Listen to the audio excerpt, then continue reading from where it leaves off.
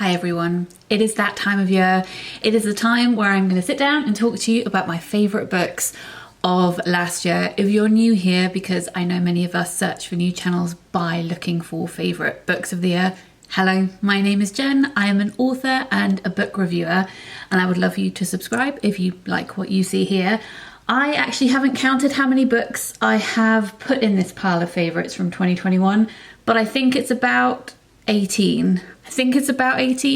I wasn't going for a specific number, just the ones that were my favourites. I also have a few honorary mentions to get through as well. This video is also very kindly sponsored by Skillshare, but we'll get onto that later. So shall we just dive in? Sorry, I'm warming my hands on this mug. It is cold today. I was going to say something first. Oh yeah, context. I read 150 books last year, so that's how many I read. I did talk about my year in reading in a previous video, which I'll link in the description box down below if you would like to go and find out more. All right, let's put the cup of tea down. Let's start with the honorary mentions. So a couple of books I just wanted to give a shout out to. This is Universal Love by Alexander Weinstein, one of my favorite short story collections of last year. If you like Black Mirror, you will love this. It's about science and love and technology, and it gets quite dark quite quickly. I also wanted to give a shout out to Ill Feelings by Alice Hattrick, which is a non-fiction book published by Fitzcarraldo, tracking the history of not just ME, but also in general post-viral chronic illnesses throughout history and how society has responded to them. This was a book that I read before publication to provide a blurb for it. So I'll read you the first couple of lines of the blurb that I gave. Alice Hattrick brilliantly geographies sick time and ill feelings. They chronicle not just how pain is located in the body, but how it stretches outside of itself across time and generations through society and literature, the weight or unweight that is given to it, how disabled voices are heard or not heard, the toxic way society views unrecovery. If this is a topic that you're interested in, I would very much recommend it. I also had to give a shout out to The Therapist by Nial Giacomelli, which I've talked about recently because I only read it in December. But it is one of those perfectly formed small books. I had so much admiration for the book and the imagery in it and all that was packed into, how many pages is it? 170. There's so much going on here. It is a modern day ghost story that also has elements of the historical Gothic. It is a surrealist pandemic where people are dying by becoming invisible. And I am not into reading pandemic fiction at all at the moment, but this one was so far removed from reality as to be fine for me to read. So if you're also avoiding that kind of book, this one may still appeal to you. And then the last one on my honorary mentions list before we move into my favorites of the year is Raymond Antrobus's new collection, All the Names Given.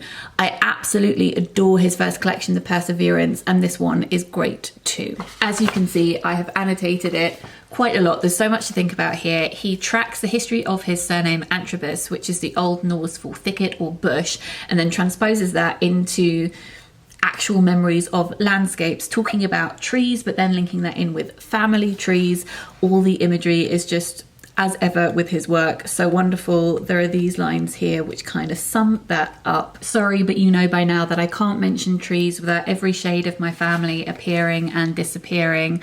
My memory of The Perseverance is that it was quite linear and very much narrative driven, whereas this collection, I feel, branches out, pun intended, into lots of different areas or topics that Ray may want to write about, and in that way I found it rather exciting. If you've read his work before, you'll be familiar with themes that he covers, such as race and deafness, family, belonging, community, and I really enjoyed the extra element of history that was in this book. There was history in The Perseverance too, but this feels, as I mentioned, that it spreads out kind of more wildly and widely, and I enjoyed that very, very much. Okay, let's move on now to my favorite books of the year. As I said, we have 18 of them, so I've put them in some kind of rough order, but if you ask me on any day of the week, these will probably be in a slightly different order. So today's order, this is going from my least favourite to my most favourite. We have Underbelly by Anna Whitehouse.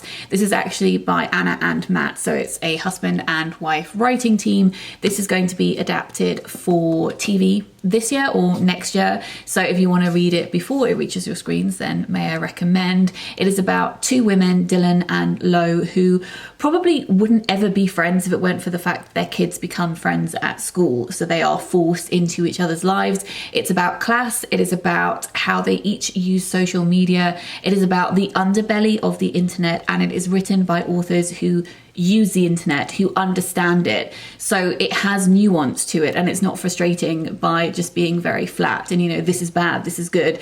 There are just so many elements to this which make it such an intriguing and also anxiety driven read. I loved it. I gobbled it up in one day. So I'd very much recommend that. Obviously, I'd recommend all of these. Then I read The Talented Mr. Ripley by Patricia Highsmith.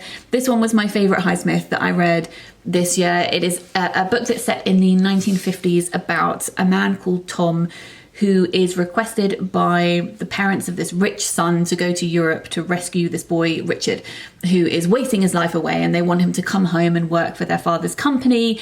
So Tom thinks, well, I'll take this opportunity, I'll take your money, I'll go to Europe, I'll meet Richard. But actually he isn't interested in bringing Richard home. He wants to become Richard. This is a psychological thriller, and I don't want to say too much about it because of that. I'm sure many of you have read it. It's very famous, but it was my first time coming to it and I loved it. And again, this is being turned into a TV series this year with Andrew Scott playing Tom Ripley. I look forward to reading the rest of the books in the series as well. My favourite short story collection of the year was The Secret Lives of Church Ladies by Deesha Philyaw, which is also being turned into a TV series with Tessa Thompson.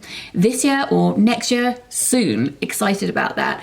These are 9 short stories about the lives of 9 different black women and how they dare to not necessarily rebel, but question what they've always believed to be true in some form or another. It's about how their relationships with religion, sexuality, queerness, family, friendship evolve over time. And there are many stories in this book that I will remember for such a long time. The primary one being one called Peach Cobbler, which is about a young girl who thinks that God comes to visit her house every week because that's what her mum always told her. It's the vicar, but she thinks that the vicar is God. And every week her mum makes the vicar a peach cobbler and he sits down at their kitchen table and eats it. And it's that moment when you realise that your parents are people and lie and are fallible, and you question everything and you don't know what to do with this new information, and you want to run and scream but also hug them. There is so much texture to this book. I loved it. Also a book that I loved and also broke my heart and made me cry a lot is Transcendent Kingdom by Gyasi, which was shortlisted for the Women's Prize for Fiction this year. It was it's my personal winner. I didn't actually read all the shortlists, so maybe that is not fair to say, but it's not fair to say. I shouldn't say it. Anyway, I love this book. I absolutely loved it. This again is about family. It is about the relationship between religion and science. At its core, kind of, or maybe just the way that people think about life and luck and hope and faith, and where people place that faith, be that in things like theology or biology or people, and the consequences of those decisions that we make. The protagonist is a woman called Gifty. She is performing these experiments whereby she's trying to find a solution to addiction, and this links into her past and memories with her family, and we come to learn more about her past as the novel progresses, so it all comes full circle. And as I said, it stomped on my heart. It didn't just tread on it, it stomped on it and broke it into pieces.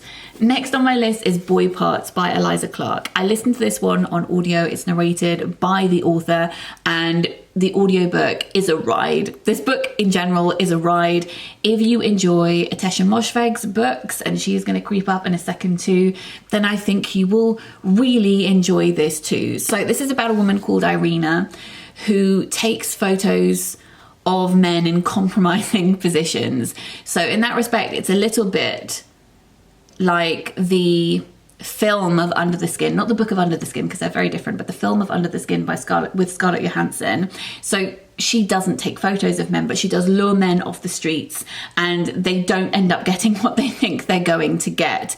She is angry at society. She wants to punish the men who have hurt her and other men who may hurt other women. And in that respect, if you enjoy Promising Young Woman, the film, then you will also like this. It is disgusting. It is twisted. It is also deeply funny. I will never forget the part where she refers to Timothée Chalamet as an absolute baguette of a lad. I mean, sometimes I remember that and I just have a little laugh to myself. I'm from Sunderland myself, and I love listening to the audiobook because it's narrated, as I said, by the author in Geordie. It's a pleasure to read a book that is set mostly in Newcastle and to recognise all of the places that she was talking about. So I think my enjoyment was somewhat heightened by that, but I would still recommend it more generally as well. It's weird and wonderful. Next on my list is a non-fiction book. This is Disability Visibility, edited by Alice Wong. And individual essays in this would be higher on the list and some would be lower. So it's ending up somewhere in the middle of this pile, which is probably what you would expect for an anthology where there are lots of different voices speaking. This is a collection of essays where writers are talking about their experience of being disabled people. And they're talking about it from obviously loads of different perspectives. And there is so much intersectionality going on in this book, which is brilliant. As a disabled writer, I consume a lot of disabled literature, and I've made lots of videos with recommendations, which I'll link in the description box down below. But in short, this quote from Elsa Schunison really spoke to me. It said, "I am a disabled woman. I have learnt to suppress, to fold, to disappear. When I fold down my rage, I fold down myself. I make myself smaller, prettier, easier to consume." My two favourite essays in this collection were essays by Harriet McBride Johnson, which was focused on eugenics, and I've now purchased her book, which I'm looking forward to reading, and also Ariel Henley's, which is called "There's a Mathematical Equation That Proves That I'm Ugly." It's talking about facial disfigurement, and I've recently purchased her debut book, which is called A Face for Picasso, which I'll be reading soon, and I'm super looking forward to that one too. Next on my list, we have Strange Beasts of China by Yang Ji, which is translated from the Chinese by Jeremy Tiang, and it's kind of like if Miyazaki did the premise of Fantastic Beasts. It's everything that I would want in a book. It has magical realist elements, it pulls from folklore, it reads like an interconnected short story collection, but it is definitely a novel because you must read them sequentially, and they do have through stories, but it means that you can consume it in bites if that is what you would like to do. It's about a cryptozoologist who lives in this make-believe city in China and is trying to discover these mythological creatures that may or may not exist. There are rumors of them, and each chapter is focused on them searching for one particular beast, like a joyous beast or a sorrowful beast. And it may be that they come across them because they're actively hunting for them, or because a friend of theirs happened to get tangled up in the lives of one of these creatures. Some of these creatures have emerged from folklore, but some of them have been artificially created by scientists in the modern day who are trying to understand mythology from a scientific point of view. Elements of it reminded me of Hiromi Kawakami, especially Record of a Night Too Brief. It just reads like a dream, and as well as feeling otherworldly, it also feels like a huge extended metaphor for climate crisis. I just thought it was great. I read a really interesting article on the translation of this book, which I'll link in the description box down below, because I did feel when reading this, the one downside was that there were elements of the folklore that I felt as though I was missing, and I was fully prepared to put that on myself, because even though I know a lot about folklore, there are gaps in my knowledge. Of course there are, and I would say that Chinese folklore is also probably not the area of folklore that I know the most about. But in this article, it was saying how this book kind of let the original text down by not explaining some of the fundamental concepts behind elements of folklore in this book. So I really appreciated that article. I'd recommend reading it, and I'd also recommend reading this book. Then we have Julia and the Shark by Kiran Millwood Hargrave, which was illustrated by Tom de Freston. This again is a husband and wife duo. Kiran and Tom are lovely, lovely people. This is a book that's aimed at middle grade readers. This was my final book that I read in 2021. I read it on New Year's Eve, and consequently I spent a lot of New Year's Eve crying, because this book will just rip your soul into, and then it will very neatly put it back together again and hand it back to you. This is a story about a girl called Julia who goes to Scotland with her parents because her father is repairing a lighthouse, which is, you know, a theme that I love. And her mum is really obsessed with the Greenland shark, which is an ancient shark. And sometimes people spy it off the coast of Scotland or up in the Arctic, and she really wants to see it. She thinks it is integral to her being alive. And Julia really feels for her mum because her mum is clearly going through a very depressive episode. She doesn't know how to communicate with her anymore, and it's really hurting her. So she wants to do something which will help her mum find this Greenland shark. It's one of those brilliant books that doesn't patronize children and talks about really important topics in a way that is accessible and relatable, and acknowledges that there are children who are coping with really big things. I am endlessly tired of discussions of, you know, whether or not certain things are suitable for children. And I'm not talking about swearing or sex or anything like that, but complicated topics that have emotional weight and whether or not they're suitable for kids, when so many kids are going through a lot and need books like this to feel as though they're being lifted up and accompanied and hugged. And I would have loved this so much when I was younger, but I appreciated it just as much as an adult, let me tell you. The writing is rich, the illustrations are wonderful. If you have seen the animated film of Song of the Sea, I love the aesthetics of that so much, and the music and just the feel of the film. The narrative I don't love as much, but the feel of the film, the warmth you get from it, all of that warmth is in this book. If I had to compare it to something, that is the film that I would compare it to in essence. And that's a very high compliment from me. It's beautiful. So I'm now going to move on to my top 10 books of the year. But before I do that, as I mentioned at the beginning of this video is very kindly sponsored by Skillshare. So I'm going to talk to you about that for 2 minutes. And while I talk to you about it, I am going to assemble this. I purchased Morgan Long's cottage calendars. They're really beautiful. Morgan's got a YouTube channel too, which I'll link in the description box down below. But she created these calendars that you could buy, print out and assemble. So they'll make sense when you see me assemble this one. So there's one for every month, and you can sit it on your desk and you can pop an LED candle inside, and it's just super cozy and lovely. So I am going to cut out and assemble January's house because it's the 10th of January and I haven't done that yet, and that is not okay. And while I do that, I'm going to talk to you about Skillshare. Then we're going to come back and talk about my top 10 books of the year. I've been working with Skillshare pretty much since I started my channel 7 years ago because I think that what they do is fantastic.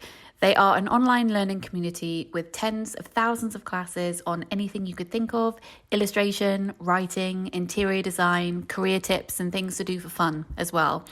All of their classes are broken down into manageable chunks so you can slot them into whatever your day happens to look like. There are community areas where you can talk to other people who are taking the classes, or you can just do it on your own and keep yourself to yourself, whichever you would prefer to do. It's the beginning of a new year, so maybe you're thinking about fun things you might want to try out this year or new skills you would like to acquire. So let me quickly recommend 3 classes on Skillshare that have been catching my eye when I've been going onto the website. So the first one is called Illustrated Journaling, 14 Days of Prompts by Dylan Miawinski. And this is looking at creative ways to journal and express yourself and draw. There is also a workshop by Holly M. Coley-Murchison called Creating Your Dream Career, Uncover and Apply Your Creative Strengths, which is to think about things that you love and things that you're good at and how you might want to take that forward and turn it into a job and create a job that you love. And then there are also more casual things like the Ultimate Self-Care Playbook, which is by Jonathan Van Ness. So if you would like to give yourself a little hug, then that might be a class that you would like to check out. All of Skillshare's videos have captions, and as I said, they have classes on so many different topics, anything that you can think of. Skillshare have given me a link to share with you, which is right at the top of the description box down below, and the first 1,000 people to click on that link will get a free trial of Skillshare Premium. So go ahead and check it out, and thanks to Skillshare for sponsoring this video.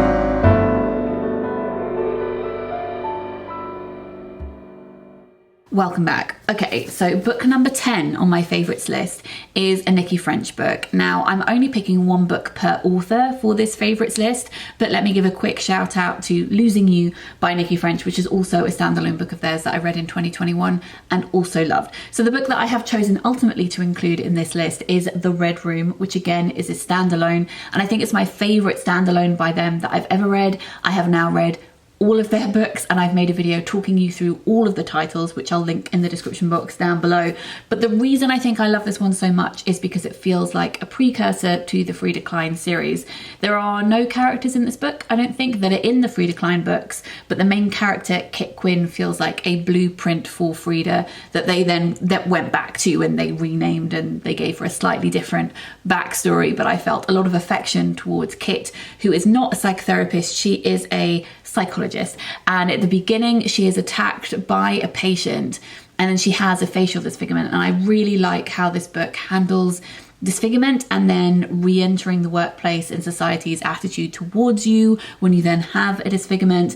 There are a lot of layers to this book, lots of possibilities when it comes to the whodunit, and I only guessed whodunit very close to the end. It also features Regent's Canal and other canals in London quite a lot, and I miss walking along the canals in London, so I definitely enjoyed it for that reason too. I listened to this one on audiobook, and I would very highly recommend the audiobook as well. Number 9 on my list is 50 Sounds by Polly Barton. This is again another non-fiction book published by Fitzcarraldo Editions, and I read quite a few books. I'm looking at my list. Do I have any in my favourites? No, I don't think I do, but I definitely read lots of brilliant books translated by Polly Barton this year. This is a non-fiction book about the process of translation, about learning Japanese, living in Japan, translating texts. I did an interview with Polly where we talked about how being a translator is like being a midwife of books, and how you birth books into the world and present them in different parts of the world, and what that's like. So I will link that in the description box down below, because I also, we talk about the book in that interview as well. But if you're interested in the translation process, I would really recommend this, which is a series of essays. Next on my list, I kind of surprised myself because halfway through the year, I always do a best books of the year so far video. And I think I must have read this book at that point, but I don't think I included it in that video. It's a book that has grown on me and I've thought about a lot since I finished reading it, and I had to include it in this list, and that is Death in Her Hands by Ottessa Moshfegh. It was one of my most anticipated books, and it's about a character who finds a note in the forest that says, "This is Magda, this is her body, I didn't kill her." But this note is not attached to a body. There is no evidence that a crime has been committed, but Vesta, the main character, is sure that one must have been. And so she drags you into all of her conspiracy theories. She starts an investigation interrogating the locals. And it's very, very funny, but also cruel. She is a very dislikable character. She's also very unreliable. And there's a lot of humour in the fact that she goes to visit people and they happen to be playing Clue or doing a murder mystery game themselves. It will drag you round and round and round in circles and exhaust you, but I absolutely loved that process, and I've really enjoyed everything of hers that I have read so far. Next on my list is Passing by Nella Larsen, which I listened to on audio narrated by Tessa Thompson. This is about racism and colorism in 1920s Harlem, and it is a classic. It's from the 1920s. It's about a woman called Irene who accidentally reconnects in her 20s with a childhood friend of hers called Claire. Both are lighter skinned black women. Irene has married a darker skinned black man, but Claire has married a white man and is passing for white. She has passed over. She hasn't told him about her family, she hasn't told him about her background, and she's super excited to reconnect with Irene because she misses her friendship and her family. But Irene is now pulled into this friendship with Claire, which is really dangerous because Claire's husband is extremely racist. It is such a tense book. I want to reread it already, and talking about it has only heightened that feeling. It's a book that is, it's like a bomb. It just gets more tense and more tense and more tense as time goes on. And it reminded me in many respects of Tennessee Williams' Streetcar Named Desire. In fact, I think that probably took inspiration from this because that came later. And yeah, I can't recommend it enough. Please read it. Please read it. It's great. The next on my list is Cynthia Miller's Honorifics, which was my favourite poetry collection of 2021. If you have read Nina Mingyapal's collection Magnolia, I think you would really enjoy this one. This is about Malaysian Chinese heritage. It's about food. It's about swimming. The imagery in this is sublime, and her use of colour is stunning. Again, like with Ray's collection, you can see I have annotated this one a lot. I mean, if I can read you a couple of the titles of the poems, so you can see why I like them so much. Sonnet with Lighthouses and Moon Jelly's Escape. That should just give you some kind of overview. There are a couple of poems in here, and I want to underline a couple of poems about lockdown. And I've judged a couple of poetry competitions these past 2 years. There is so much bad poetry about the pandemic out there at the moment. I mean, I understand it. People want to write about it because we've been going through it. But a lot of poetry doesn't say anything particularly profound or new or highlight important issues or whatever. It's just not interesting to read about when you've been living through it. But she manages to talk about it in the most magical way. So this is a poem called Social Distancing that begins, "It was the epoch of transmutation. Some evenings the neighbours turned into jaguars and dragged their dinner up into the trees. You could touch anything you wanted and watch it change. A bench became a hammerhead shark, confetti became slices of wet ham, a postbox, a baby grand piano. Where town hall once stood, now was a giant baklava oozing honey. Someone turned their arm into long tentacles of squirming fingers and went trawling, terrorising the streets by grasping everything in reach. We were afraid to venture out of our homes." Like, that is how you write about these times that we live in. It's a book that I'm going to be coming back to time and time again. It is so rich. It's always going to give you something new. I love it. All right, on to the next book. This is Mrs. Ingalls by... This is Mrs. Caliban by Rachel Ingalls, which is a book that was reissued in 2021, came out in 1980. I read it at the beginning of December, and as I mentioned in my wrap up, if I had to do book maths on it, I would say it's like WandaVision meets The Shape of Water. It is about a woman called Dorothy who has recently lost a child. She's feeling disconnected from her husband. She falls in love with this frog man called Larry, who's escaped from a local institute where scientists have been experimenting on him. So it is their love story, but really it's about grief and feminism and also race and eugenics. There's just so much going on in this book. It's so foreboding and tense and explosive and wonderful and all the words. Loved it. And then a book that actually ties in really nicely with this is Show Us Who You Are by Elle McNichol, which was my favourite middle grade book that I read in 2021. Elle just writes fantastic books. She has a new book coming out in February, and her previous book, A Kind of Spark, forgot the title for a second, was one of my favourite books of 2020. Like, she is so brilliant. And if you haven't read her work before, please do. It's a story about a girl called Cora who's fascinated by this place called the Pomegranate Institute, which claims that they can use AI to reunite you with people that you have lost. So it is exploiting people's grief, but at the heart of this story is a conversation about disability and eugenics. This is an Own Voices neurodivergent book, and part of this book destroyed me. I cried so hard at a part in this book, and it caught me, loud birds, it caught me off guard, took me ages to recover, and I haven't quite forgiven Elle from doing that to me and to everybody else who'd read it, but it's a brilliant book.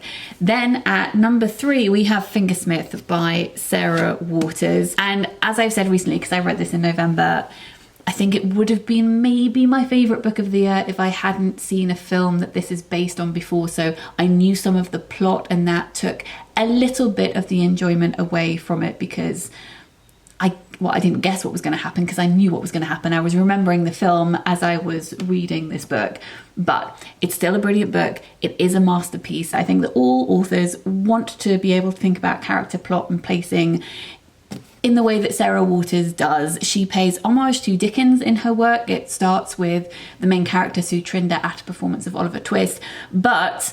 and I have said this before, but I will say it again, if you don't get on with Dickens's work, but you would like to, because maybe you like his characters and the overall plot, but maybe not the way he writes, then Sarah Waters is for you, because she takes all the brilliant things about Dickens, inserts loads of queer stuff, and then pushes you into it.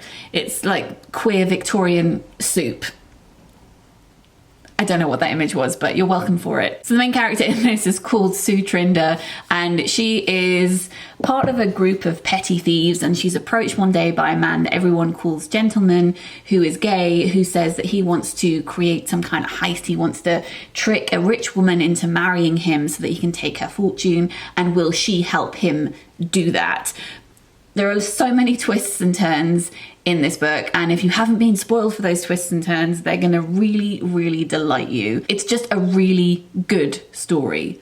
A brilliant story. Likewise, a brilliant story is the Hopkins Manuscript by R.C. Sheriff. This was written in 1939, and it's imagining a future where people discover this manuscript written by someone called Hopkins, talking about how the moon is going to collide with the earth. So at this point, when they found the manuscript, it's the only remaining thing of UK civilization, and this is their history. This is what they can refer to. Hopkins is an obnoxious person. He thinks everyone should love what he has to say, but nobody does. So it's ironic that in the future, his account is the only one that remains, and he gets all the importance that he would have longed to have had when he was alive. I was trying to think about why this book has stayed with me quite so much, and I think it's because it evolves. And it does so in a subtle way, which is at odds with the main character, who is not subtle at all. So there's this interesting juxtaposition between what the author is doing and what the protagonist is doing, and I think that's kind of magic. So we start off by spending time with this rather detestable character who just wants to talk to us about breeding hens and how no one will listen to him, and he wants to try and impress everyone and no one cares.